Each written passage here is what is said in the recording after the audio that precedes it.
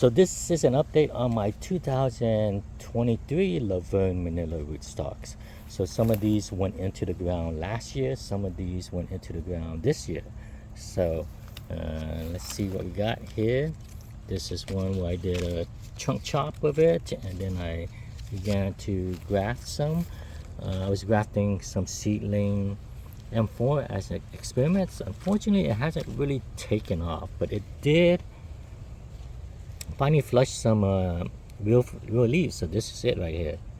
This is a M4 immature M4 seedling that has not bloomed. So the initial the experiment that I had in my mind is to see how long it takes when I graft a seedling scion that has not matured onto a decent sized rootstock, to see if it helps delay some of the early blooming we get in California. So this is M4. Everything else here is the rootstock, the Verne Manila itself.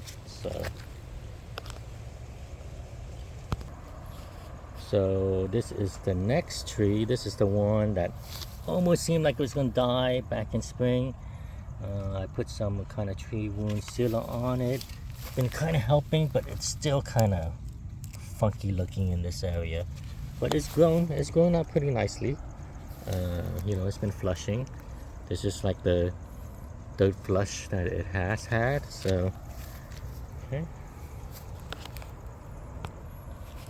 Up next right here is kind of my, I guess I would say this has been a success in grafting, because this is a Verne Manila rootstock, but I have grafted at this point 4 different seedlings of lemon zest, and those lemon zest seedling was selected because they had very strong Indian spice. So ignore this one right here. This is the rootstock. I'm probably going to use this to graft maybe what I identified as the lemon zest clone, and that might be where I'm going with it.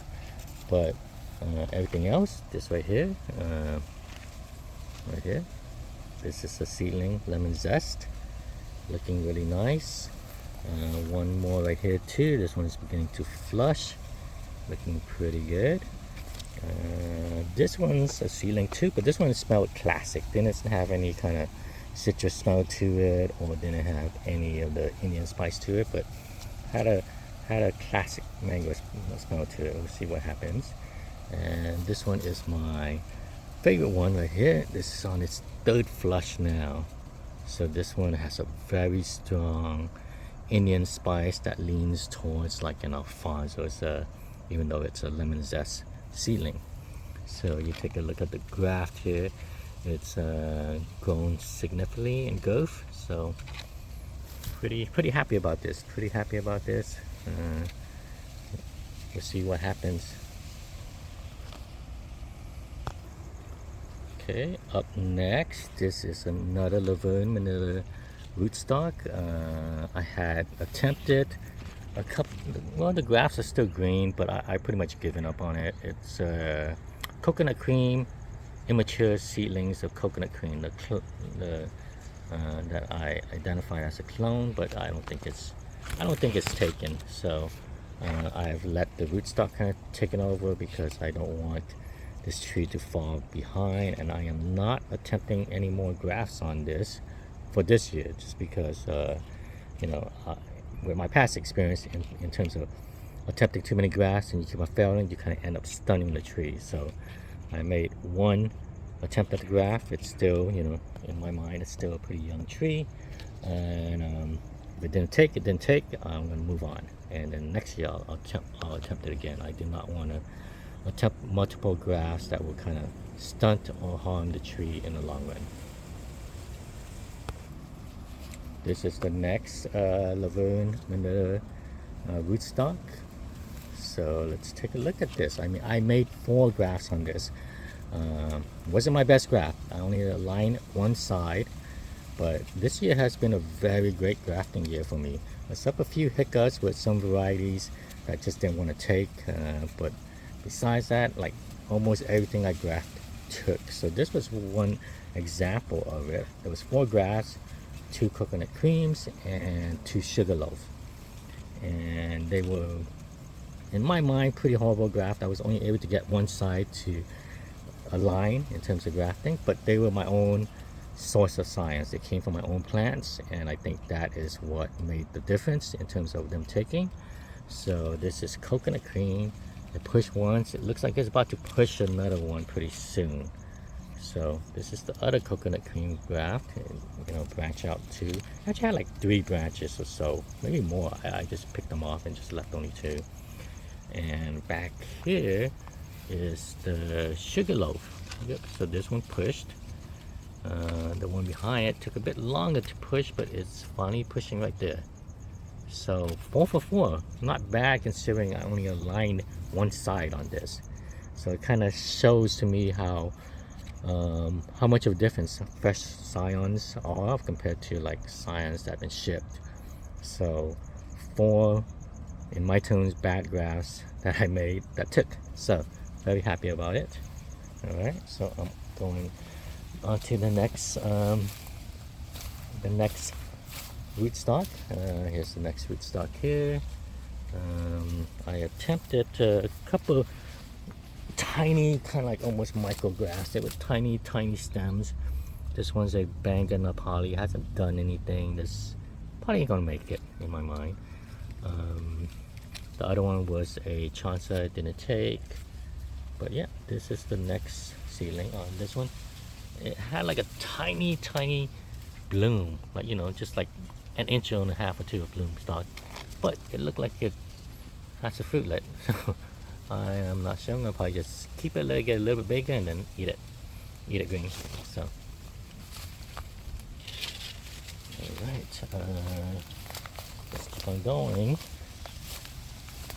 Oh, and this one is another with the lemon zest, and with this has been pretty darn successful in these grafting attempts of immature seedling scions. So this is I made 4 grafts of what I identified as the clone of sweet tart, and look at this. It has done really well. The graft took place like right there. Step back, look at that. Here's another graft. I step back, look at that. It's beginning to flush again. So we'll see. I mean, I think by the end of this year, I want to have like maybe, you know, 4 feet or 5 feet of growth on this right here. So sweet tart seedling, and sweet tart seedling that has been identified as a clone, that has not flowered or anything like that. They're immature scions, but the project is to see how long it takes before it blooms, and the goal is to try to delay the blooming on these varieties, you know, because here in California they bloom very easily. So I'm hoping this, by grafting these seedling scions, it will give me, you know, at best maybe 3 years, you know, or at least, you know, give me a couple years of just pure vegetation. If that's the case, you know, by next year, I mean, this thing could be like, you know, up there. It could be gigantic. So we'll see. Okay.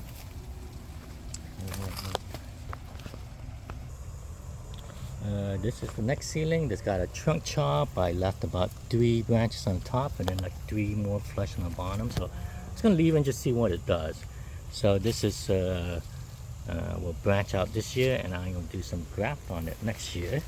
So that's a go with this.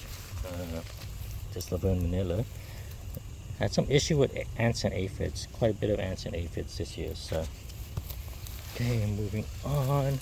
Let's see, this one is one of the seedling I just put in the ground this year, and I made some grass. The plan was initially to kind of have this as mostly just Alfonso or Alfonso-like kind of flavored mangoes. So I have a Bennett Alfonso grafted here, right here, and even down there. And then the top I grafted right here, a regular I plan to add a white Alfonso, but I I needed some branches to graft some stuff as backup, so I grafted here a Bangana poly. So it looks like it's taken, it's beginning to push. So I might graft some Son Paris here, and whenever my white Alfonso gets large enough, I'll be grafting it here too, which I'm pretty happy about it. This one rootstock back here, which was not doing so well for so long, and there's a bunch of weeds I have not had a chance to get to weed it. It's beginning to actually look pretty decent now this year. It actually put up some growth. The trunk actually thickened a bit, thickened a bit this year versus last year. So maybe I'll be grafting some of this next year. All right, everyone. So that is an update on my 2023 Laverne Manila rootstocks, and hopefully you guys can follow me on this as you can see me starting it out and growing it and then grafting it, and eventually it's gonna fruit. So just for some of you guys who wants to see how I start my trees and start my grafting projects from kind of beginning to the end. All right, it's gonna be a 2-3 year process until everything kind of gets grafted over. All right, thanks everyone, thanks for tuning in again.